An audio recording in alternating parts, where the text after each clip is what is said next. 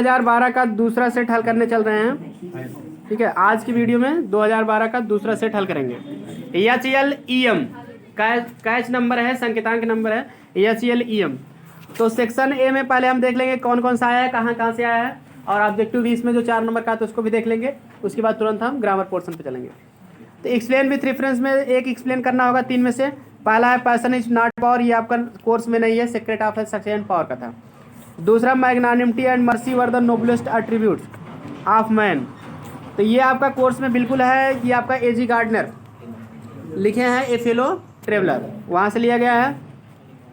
The night on his way, that night on his way back from school Phatik, ये भी आपके course में है। होम कमिंग और है पाठ का नाम, और इसके लेखक हैं आर्यन टैगोर, रविन्द्रनाथ टैगोर। तो इस तरह से इस सबको आपको ध्यान दीजिए कौन सा पढ़ना है कौन सा नहीं पढ़ना है। अनायास नहीं तो आप अपनी ऊर्जा को नष्ट करेंगे फालतू चीज़ों को तैयार करने में। क्लियर? अब देखिए दूसरा क्वेश्चन आंसर हम देख लें। हु आज इज द फेलो ट्रेवलर, सहयात्री कौन था? तो मॉस्किटो था लेखक का।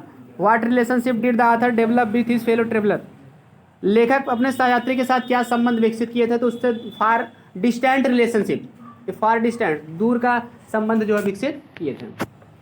तो ये सब हम क्वेश्चन आंसर लिखा दिए, एक्सप्लेन वगैरह करा चुके हैं, वीडियो भी पढ़ी है और आप नोट्स में भी पढ़ सकते हो। अगला देखते हैं, what chief features of the Indian culture have the been emphasised by the A.L. Basham. ठीक है, तो A.L. वासम कौन सा पार्ट लिखे हैं आपका? Heritage of India. क्लियर? तो ये पार्ट जो है आपके कोर्स में बिल्कुल है। तो इसका क्वेश्चन आंसर हो जाएगा, आप तैयार कर लीजिएगा। कौन सी मुख्य विशेषता बता रहे हैं भारतीय संस्कृति की? एम्फसाइज मैंने जिस पर जोर दिए हैं, A.L. वासम के द्वारा भारतीय संस्कृति की किस मुख्य विशेषता पर जोर दिया गया है? ठीक है, तो उसमें जोर दिया गया कि भारतीय संस्कृति अपनी निरंतरता को बनाए रखेगा, कितने भी चेंजिंग हो जाए, परिवर्तन हो जाए, लेकिन भारत का स्वरूप कभी बदलेगा नहीं, वो अपनी सांस्कृतिक परंपरा को जारी रखेगा। क्लियर? अगला है, what particular quality distinguishes main from women, पुरुषों को जो है औरतों से क्या विशेष गुण जो है अलग रखता है? क्लियर? तो what particular qualities distinguishes main from women. Clear? तो आपको ये सब क्वेश्चन आंसर लिखा दिए, आप बिल्कुल पढ़ सकते हो। ये आपका वुमेन्स एजुकेशन पार्ट का नाम है, राधा कृष्णन लिखे हैं, ये सब क्वेश्चन बताए गए हैं। फिल इन द ब्लैंक्स आप देख लीजिए, इसमें से 4 नंबर आएगा, पक्का कर लीजिए। He played false. ठीक है, अब इसमें क्या मी के पहले फार विथ इन बाय क्या भरा जाएगा? विथ भरा जाएगा, बिल्कुल सही। ऑप्शन नंबर 2 आपका सही हो जाएगा। चलिए आगे देखते हैं। अगला क्वेश्चन है हमारा, आई बॉट वन टाइनी, अब यहाँ क्या भरा जाएगा? बास्केट। क्या खरीदे थे? बास्केट, पेंसिल, कप, फैन, तो बास्केट खरीदे थे, तो बास्केट आपका सही हो जाएगा answer. When John thinks of me, ये तो आपके सिलेबस में नहीं है। ठीक है, ही थिंक्स ऑफ मी आया जो ऐसे फ्रेजाइल, इसका आंसर होगा, लेकिन आपके सिलेबस में नहीं है। ट्रू हेल्थ एंड, ये भी सेक्स हाँ नहीं है सिलेबस में। ट्रू हेल्थ एंड ट्रू ही भरा जाएगा इसमें भी, लेकिन सिलेबस में आपके नहीं है। आगे देखते हैं। इस तरह से बताते जा रहे हैं, नहीं तो आप अनायास टेंशन में रहेंगे कि हमको नहीं आ रहा है क्या भरा जाएगा। क्लियर? सिलेबस में जो नहीं है आप उस पर ध्यान न दीजिए। इस वर्ष नहीं रहेगा, अगली साल रहेगा, वो अगली साल हो सकता है सिलेबस में बदल जाए, वो बात की बात है। आप लोग इस साल का देखिए। अगला देखिए क्वेश्चन है, right answer any one of the following question not more than 75, तो ये आपके सिलेबस में नहीं है, इस पर आप आगे बढ़ जाइए मर्चेंट ऑफ वेनिस। 5वां क्वेश्चन देखिए, any 2 of the following question, मतलब किसी 2 का उत्तर दो 30 वर्ड में, ये शॉर्ट स्टोरी है। तो देखते हैं पहला क्वेश्चन, वेयर डिड शंकु वर्क, शंकु कहाँ काम करता था? व्हाट वर हिज प्रॉब्लम्स, तो एक फैक्ट्री में काम करता था, समस्या क्या थी? कल भी क्वेश्चन बताया गया था कि उसको कर्ज में डूबा हुआ था, कर्ज को अदा करना था। दूसरा क्वेश्चन, व्हाई डिड ज्ञान बाबूज वाइफ टेल हिम, ये आपके कोर्स में नहीं है, स्पेशल एक्सपीरियंस से है, ये पार्ट कोर्स में नहीं है, इसलिए काट दो इसको, इसलिए तो बता रहे हैं साल में, नहीं तो आप टेंशन में रहोगे ना यार। Not in syllabus, last part है शॉर्ट स्टोरी का, वो आपके सिलेबस से घटा दिया गया क्योंकि बड़ी कहानी थी। अब describe the psychology of the childhood, बचपन के मनोविज्ञान का वर्णन करो, as is presented in the story lost child, जैसा लॉस्ट चाइल्ड कहानी में प्रस्तुत किया गया है। तो बचपन की साइकोलॉजी यानी बाल मनोविज्ञान जो बताया गया, बच्चा की कहानी जो लॉस्ट फेयर में है, लॉस्ट फेयर में सॉरी, लॉस्ट फेयर में बताया गया कि वो बच्चा खो गया था तो फिर भी अपने माँ को चाहता था, अपने पिता को चाहता था, और मतलब किसी भी वस्तु को चाहता नहीं था खोने के बाद। जो उसकी पहले डिमांड थी सब डिमांड बदल गई, क्योंकि बच्चे के लिए पहली प्राथमिकता उसके माता पिता होने चाहिए। तो इस तरह से यही उसकी चाइल्ड की साइकोलॉजी, ये सब क्वेश्चन आपको लिखाए गए हैं, वीडियो भी पढ़िए, आप देख लीजिए। अब देखिए एक्सप्लेन एक्सप्लेन एक्सप्लेन में the old order change most important, हम बताए थे, इसको लिखवाए भी थे। ओल्ड ऑर्डर चेंज, ये बहुत इंपॉर्टेंट आपका जो है एक्सप्लेन होगा, हर साल लगभग आता है। तो द ओल्ड ऑर्डर चेंज माने पुरानी पढ़ाई बदल जाती है। तो ये आपकी है the passing of Arthur written by Alfred Lord Tennyson. Clear. अगला देखिए, how happy is he born और टॉट, वह व्यक्ति जन्म या शिक्षा से कितना प्रसन्न होता है, character of A happy life. ये पार्ट 1 से ही है, इसकी वीडियो भी हम बनाए थे, लिखवाए भी थे। आई सी ए लिली ऑन द आईब्रो, ये मतलब जॉन किट्स का है, लावेल डेम सेंस मर्सी, ये आपके सिलेबस में नहीं है, नॉट इन सिलेबस, क्रॉस कर दीजिए। ठीक है, जो सिलेबस में नहीं है उससे आप मतलब मत रखिए। 7वां है central idea true beauty, L G return topic course में ही नहीं है, सांग ऑफ फ्री, ये मतलब स्वामी विवेकानंद की है, L G return, sir true beauty Thomas carry की है। तो ये चलिए 8वां देखते हैं, अलंकार में 3 में से 1 की आपकी परिभाषा लिखना है, आपको 2 एग्जाम्पल लिखना है। तो आगे बढ़ते हैं सेक्शन बी में। तो अलंकार की तो सारी वीडियो पढ़ी है, पढ़ाया भी गया है। तो चलिए देखते हैं सेक्शन बी में, आप ग्रामर पोर्शन पे आ जाते हैं। पहला आपका है इनडायरेक्ट है, 2 में से 1 करना है, one of the following. He said let us not stop till we reach our goal, उसने कहा कि हमें नहीं रुकना चाहिए जब तक हम अपने कर्तव्य लक्ष्य तक न पहुंच जाएं। तो सीधे सीधे इसमें प्रस्ताव प्रकट हो रहा है, तो आप इसको कर दो ही प्रपोज्ड, प्रपोज्ड कर दो या सजेस्टेड कर दो, लिख लो इसका आंसर जो किए हो मिला लो। 9 का पहला ही प्रपोज्ड, प्रपोज्ड या सजेस्टेड, क्लियर। उसके बाद दैट कर दो, आस को आप दे में बदल दो, ठीक है, क्योंकि आप वी या दे में ही बदला जाता, फर्स्ट पर्सन है नहीं तो रिपोर्टिंग स्पीच में, तो इसलिए आप दे में बदल दो, क्लियर। तो आज का वी या दे में बदला जाता तो ही के अनुसार ही तो होता नहीं, दे ही होगा, क्लियर, ही का बहुवचन दे होगा। तो ही प्रपोज दैट दे, अब लेट को शुड में बदल दो, दे शुड। उसके बाद नाट से लेके आगे सब कुछ वही रहेगा, जहाँ आवर रहेगा वहाँ देयर कर देना।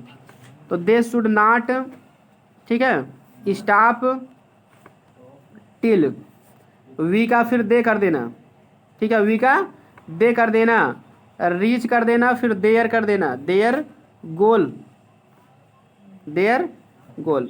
तो फिर से बता दे रहे हैं इसका आंसर, ही प्रपोज्ड या he suggested that they should not stop till they reach there goal, till they reached कर देना, रीच्ड, क्लियर, पास्ट इंडेफिनिट बदल जाएगा, रीच का रीच्ड हो जाएगा, टिल दे रीच्ड देयर गोल,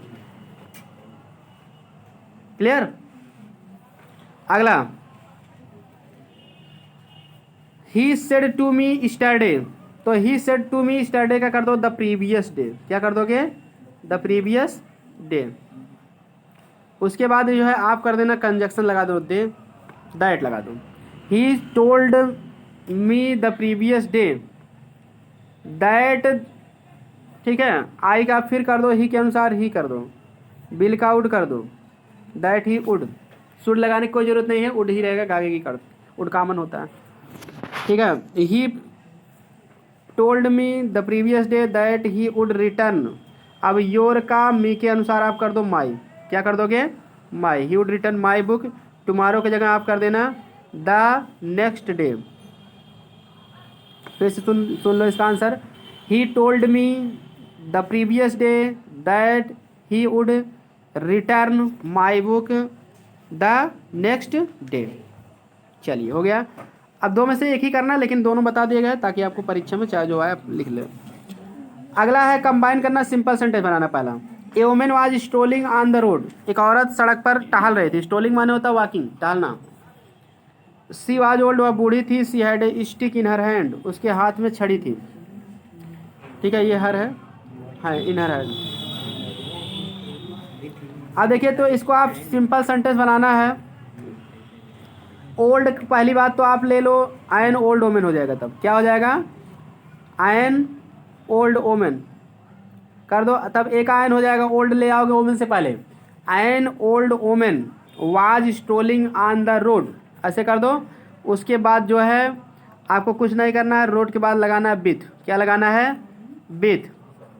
उसके बाद ए स्टिक इन हर हैंड जोड़ दो, ठीक है, तो हो जाएगा। फिर से बता दे, an old women was strolling on the road with a stick in her hand, अर्थ होगा एक बूढ़ी महिला अपने हाथ में छड़ी के साथ जो है सड़क पर क्या कर रही थी, टहल रही थी। क्लियर, एकदम सेट हो गया, क्योंकि सिंपल सेंटेंस में मेन वर्ब केवल एक होना चाहिए, सब्जेक्ट भी एक होना चाहिए। तो चलिए अब आगे देखते हैं, अगला क्वेश्चन देखते हैं। अगला क्वेश्चन है हमारा, यू मे बी रॉन्ग, तुम गलत हो सकते हो, आई कैन नॉट से मैं नहीं कह सकता हूँ। इसको बनाना है कॉम्प्लेक्स बनाना है। क्लियर, तो इसको बना लो ऐसे कॉम्प्लेक्स। पहले इसको लिखो, आई कैन नॉट से मैं नहीं कह सकता हूँ। उसके बाद आप लगाओ वेदर, WHETHER, मैं नहीं कह सकता हूँ कि क्या, ठीक है। उसके बाद लगाओ यू, अब मे भी हटा के आर कर दो, वेदर यू आर रॉन्ग, मैं नहीं कह सकता हूँ कि तुम गलत हो। की अंग्रेजी वेदर भी होता है, अगर कहीं डाउट रहेगा तो वहाँ डाउट के साथ या वैसे भी आपको वेदर ही लगाना चाहिए, ये कंजक्शन लगाने का रूल है। क्लियर, आई कैन नॉट से वेदर यू आर रॉन्ग, ऐसा वाक्य आपको एक्सीलेंट में भी मिलेगा, सी में भी रॉन्ग, आई कैन नॉट से, I do not know. Clear, तो ऐसा वाक्य है, वेदर से ही जोड़ा गया है, ठीक है। तो इसका सही वाक्य वेदर से ही जोड़ेगा। की अंग्रेजी यहाँ दैट नहीं लगाना है, वेदर लगाना है, क्योंकि डाउट की बात किया जा रहा है, डाउट के लिए वेदर लगता है। तो आई कैन नॉट से वेदर यू आर रॉन्ग। अब यहाँ जो मे भी है ना, मे भी हट जाएगा, क्योंकि संभावना प्रकट किया जा रहा है, शंका किया जा रहा है। क्लियर, तो इसलिए जब वाक्य जोड़ोगे तो हिंदी में क्या आएगा, मैं नहीं कह सकता हूँ कि क्या तुम गलत हो। क्लियर, ऐसे जोड़ोगे ना कि क्या तुम गलत हो सकते हो, ऐसा नहीं कहोगे। क्लियर, जैसे आप जोड़ोगे वैसे कहोगे, ठीक। आई कैन नॉट से वेदर यू आर रॉन्ग, ये आपका कॉम्प्लेक्स सेंटेंस हो गया, वेदर कंजक्शन लग गया। अब चलिए अगला देखते हैं, ट्रांसफॉर्मेशन। तो he is certain of going to Delhi, ये इसका कॉम्प्लेक्स बनाओ, ठीक है। वह दिल्ली जाने के लिए क्या है, निश्चित कर लिए, ठीक है। तो इसका कॉम्प्लेक्स सेंटेंस नाउन क्लास से बनेगा। क्लियर, तो अब इसका कॉन्टेक्स्ट कॉम्प्लेक्स सेंटेंस बना दो, जो बनाए हो मिला लो। इसका सही आंसर होगा that he will go to Delhi, that he will go to Delhi is certain, is certain, यही आपका सही वाक्य हो जाएगा। क्योंकि दो वाक्य लगाओगे तो हो जाएगा निश्चित है वह दिल्ली जाएगा, तो आप कहोगे it is certain he will go to Delhi, ऐसे होगा ना। अब it is certain that he will go to Delhi लिख नहीं सकते, क्योंकि दैट के पहले इट, दिस, दस, दैट या सो नहीं आना चाहिए, इसीलिए जो है इट इज सर्टेन। क्लियर, तो इट की जगह क्या सर्टेन है कि वह दिल्ली जाएगा, तो that he will go to Delhi ये लिखो इट की जगह, तब ये सर्टेन आएगा। क्लियर, नाउन क्लास का जो है सब्जेक्ट ऑफ द वर्ब वाला रूल लगेगा इसमें, ठीक ना। That he will go to Delhi is certain, निश्चित है कि वह दिल्ली नहीं जाएगा, लेकिन कि वह दिल्ली नहीं जाएगा इसकी अंग्रेजी पहले लिखा जाएगा एज ए नाउन क्लास। अगला है मे आई सी दिस बुक, ठीक है, क्या मैं इस किताब को देख सकता हूँ। क्लियर, तो पैसिव वॉइस है, तो इसमें मे का मे ही रहने दो शुरुआत में। उसके बाद ऑब्जेक्ट लिख दो this book, may this book, उसके बाद बी लगा दो, मॉडल के साथ बी सीन बाई मी, बहुत सिंपल है, may this book be seen by me. उसके बाद प्रश्नवाचक भी लगाना मत भूलिए, क्योंकि इनडायरेक्ट में प्रश्नवाचक हटता है, पैसिव वॉइस में नहीं हटता है। क्लियर, पैसिव वॉइस में क्योंकि स्ट्रक्चर और टेंस कभी बदलता नहीं है। May this book be seen by me. चलिए अब करेक्ट करिए, सिंटैक्स से आपको वाक्य दिए गए हैं। The smell of these flowers are very sweet, गलती कहाँ से मिल रही है आपको बताओ। आर हट के इज हो जाएगा, क्या हो जाएगा, इज। क्यों हो जाएगा, कारण बताओ। क्या एक वचन है, फूल, फूल एक वचन नहीं है, बहुवचन है। स्मेल है एक वचन। एक नियम सुन लो फटाक से, कभी भी आप के बाद वाला सब्जेक्ट नहीं होता है, आपके पहले वाला होता है, क्योंकि आप एक प्रीपोजिशन है, प्रीपोजिशन के बाद लिखा जाने वाला शब्द हमेशा ऑब्जेक्ट माना जाता है। क्लियर, तो यहाँ स्मेल की बात किया, स्मेल सब्जेक्ट है। स्मेल ऑफ दीज फ्लावर्स, इन फूलों की सुगंध, इज वेरी स्वीट, बहुत मीठी। कौन बहुत मीठी है, सुगंध मीठी है। क्लियर, तो आपके पहले वाला सब्जेक्ट होगा स्वीट, इज लगेगा। चलिए आगे, 2 and 2 मेक्स 4, गलती क्या है, 2 और 2 4 होता है, मेक्स हटा के मेक कर दो। क्लियर, वैसे मेक्स भी सही रहता है, कुछ लोग मतलब मैथमेटिकल रूल्स के अनुसार मेक्स भी सही है, ग्रामर के हिसाब से मेक्स नहीं सही है, मेक सही है। क्लियर, तो आप ग्रामर पढ़ रहे हो तो मेक्स में से यस हटा दो, नहीं तो बोलचाल की लैंग्वेज में मैथमेटिक्स की भाषा में मेक्स भी सही, उसमें एक वचन भी लगता है, 2 + 2 = 4। ठीक है, 2 + 2 = 4। लेकिन यहाँ मेक्स में से यस हटा दो क्योंकि ग्रामर के हिसाब से आपको बनाना है, ठीक ना। यस हटा दो जब सही करने के लिए कहा गया। हर आंसर वाज सच, तो इसमें से यस हटाओ, मेक्स में से मेक 4 हो जाएगा, 4 होता है, 2 और 2 4 होता है, क्योंकि 2 और 2 यानी 2 चीज़ है, एंड से जोड़ा गया, 2 संख्याएं हैं। अच्छा, his answer was such that I expected, उसका आंसर ऐसा ही था जो मैंने आशा किया था। तो गलती कहाँ से निकल कर आ रही है? दैट नहीं रहेगा, दैट को फैट मार के हटा दो, यहाँ रहेगा एज। क्यों हम दैट को फैट मार के भगा दिए? क्योंकि सच के साथ हमेशा एज आता है, सच या सेम के साथ एज आता है। Clear? Such as pair of conjunction है, सच माने ऐसे, एज माने जो। क्लियर? उसका आंसर ऐसा ही था जो मैंने आशा किया था। He is a university student, गलती कहाँ से निकल के आ रही है? आयन नहीं रहेगा, क्योंकि यूनिवर्सिटी का जब उच्चारण लिखोगे तो यू आएगा। ठीक है, अंग्रेजी से नहीं, हिंदी से, हिंदी के उच्चारण के अनुसार आप आर्टिकल लगाइए, हिंदुस्तानी हो, ठीक है ना। ठीक है, यू आ रहा है तो आयन नहीं लगेगा, ए लगेगा। अगला, वहीं अम्ब्रेला में आ आता तो भले आयन लगता है, हिंदी भी उसी हिसाब से शुरू होनी चाहिए पहला शब्द। What kind of a man is he, वह किस प्रकार का आदमी है। ठीक है, तो he is, what kind of man he is, गलती क्या है? ए नहीं लगेगा। काइंड ऑफ और सार्ट ऑफ के साथ कोई प्रीपोजिशन नहीं लगता है, ग्रामर का रूल है, एक्सीलेंट में दिया गया, ठीक ना। तो काइंड ऑफ के साथ ए नहीं लगेगा पहली बात तो, और इसमें जो है, ठीक है, इज ही रहेगा, ही बाद में रहेगा क्योंकि यह प्रश्नवाचक वाक्य है। What kind of a man is he, वह किस प्रकार का आदमी है, प्रश्नवाचक लगा। प्रश्नवाचक वाक्य में जो है इज पहले सहायक क्रिया लिखी जाएगी, तो वर्ब सब्जेक्ट ही बाद में लिखा जाएगा, क्योंकि कंजक्शन के रूप में व्हाट नहीं लगा है, इसमें पूछा जा रहा है, ठीक ना। ठीक, what kind of a man is he, वह किस प्रकार का आदमी है। ए हट जाएगा, ए हट जाएगा, बता दो पहले, क्योंकि kind of, sort of, yes what एक शब्द है सार्ट ऑफ, तो इसके साथ भी जो है, ठीक है, आर्टिकल नहीं लगता है। Clear? Seldom I have read such a interesting novel, मैं ऐसे रुचिकर नावल को बहुत कम ही पढ़ा हूँ या पढ़ता हूँ, बहुत कम ही पढ़ता हूँ। तो गलती क्या है? सच आयन नहीं लगेगा, सच कुछ नहीं लगेगा। हाँ, तो एक तो गलती है, तो सच आयन, ये तो सही है, ठीक है। सच आयन इंटरेस्टिंग, ये भी सही है, गलती है, लेकिन एक गलती इसमें और है। वो गलती जानते हो क्या है? सेल्डम हैव आई हो जाएगा, आई तुरंत नहीं रहेगा, हैव के बाद रहेगा। कारण एक नियम है ग्रामर में, लॉ ऑफ इन्वर्जन। तो लॉ ऑफ इन्वर्जन हमको ये कहता है कि अगर मतलब कि जैसे सेल्डम है, नो सूनर है, नो सूनर में भी यही नियम लगता है। उसमें क्या होता है, अगर शुरू में वो आ गया तो पहले सहायक क्रिया लिखा जाएगा, तब सब्जेक्ट लिखा जाएगा, लॉ ऑफ इन्वर्जन। तो मतलब वो लॉ ऑफ इन्वर्जन में ये होता है कि सहायक क्रिया के बाद सब्जेक्ट लिखा जाता है, ठीक ना।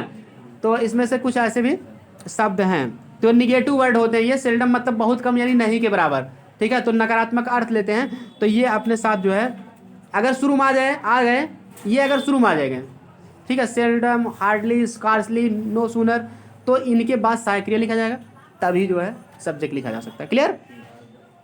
या तो मतलब कि ये अगर आई हैव सेल्डम रीड तब तो सही था, या तो मुख्य क्रिया से पहले लगा दो, तब कोई दिक्कत नहीं है, सब्जेक्ट एकदम शुरू में हो जाएगा।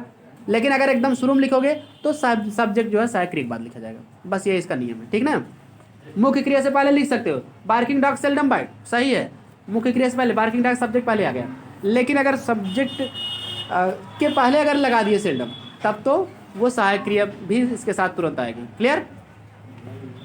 तो seldom have I read such an interesting novel, ये आपका करेक्ट सेंटेंस हो जाएगा। रूल भी हम साथ के साथ बताने जा रहे हैं, भले वीडियो लंबी हो जाएगी क्योंकि हमारा टारगेट है आपको अच्छे से समझाना, ठीक है। वीडियो की लंबाई पर मत जाइए कि, ठीक है ना, नॉलेज ओरिएंटेड क्लास है ये। क्लियर? देखिए, नहीं तो आप परीक्षा में नहीं कर पाओगे, भूल जाओगे।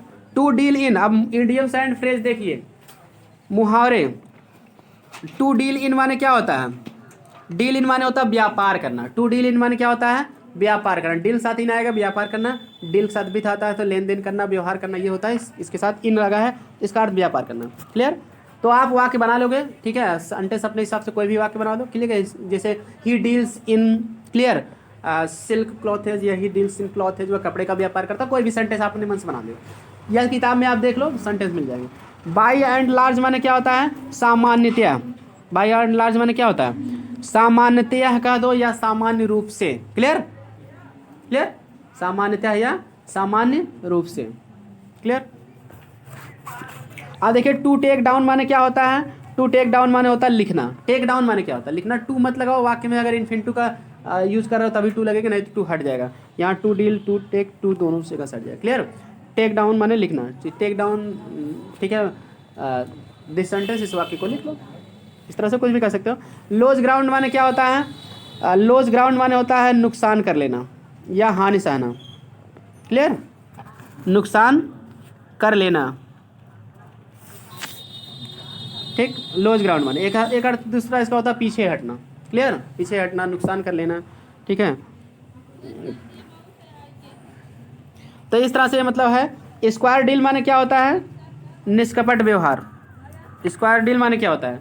निष्कपट व्यवहार या ईमानदारी से किया गया व्यवहार, तो उसको कहते हैं स्क्वायर डील। ठीक, तो स्क्वायर डील माने निष्कपट व्यवहार, एकदम फ्रैंक बिहेवियर। क्लियर? तो अब थोड़ा सा इसका हम ट्रिक देख ले रहे हैं, क्योंकि आप लोगों को ईडीएम ज़्यादा भूलता है, तो हम टारगेट है पूरा याद कराना।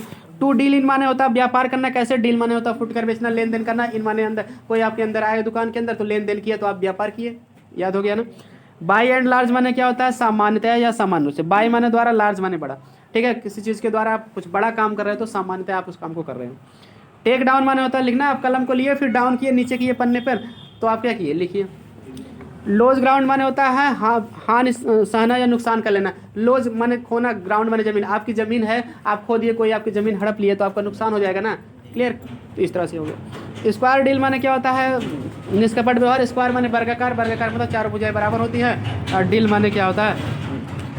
व्यवहार कर रहे हो किसी के साथ आप, चार मतलब जैसे वर्ग की भुजाएं बराबर होती है, उसी तरह आप व्यवहार में सबके साथ बराबर व्यवहार कर रहे हो, तो जान लीजिए निष्कपट व्यवहार कर रहे हो। कोई छल कपट की भावना आपके अंदर नहीं है। इस तरह से आप इसको ट्रिक बना के याद कर सकते हो। उसको समझ लीजिए बना कैसे है।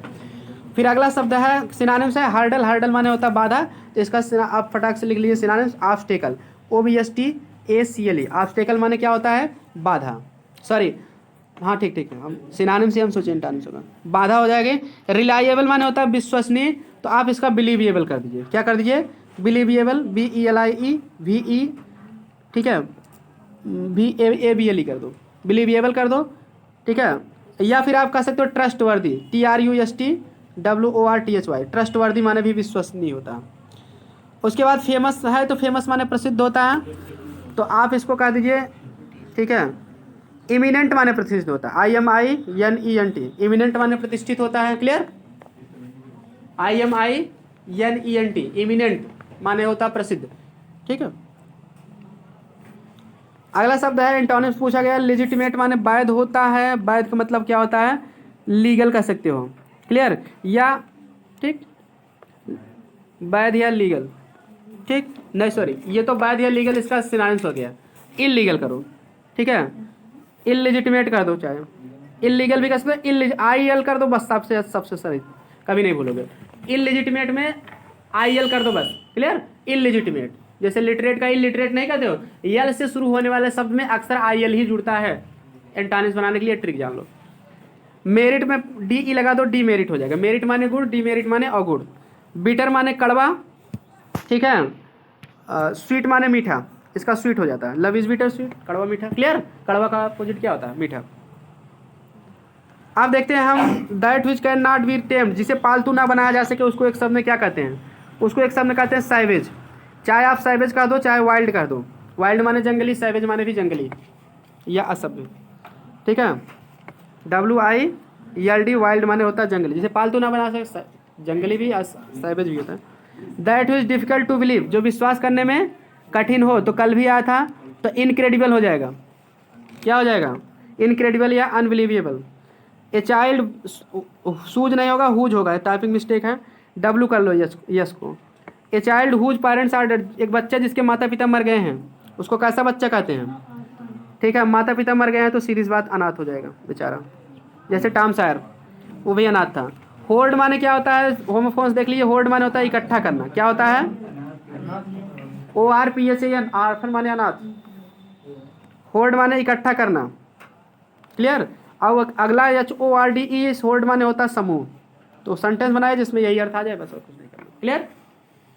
तो आज की वीडियो में इतना ही, मिलते हैं नेक्स्ट वीडियो में। वीडियो पसंद है तो लाइक सब्सक्राइब शेयर करें। कल की वीडियो में हम इसका जो है अगला मतलब कि आंसर पेपर हल कराएंगे। मिलते हैं नेक्स्ट वीडियो में। ज़्यादा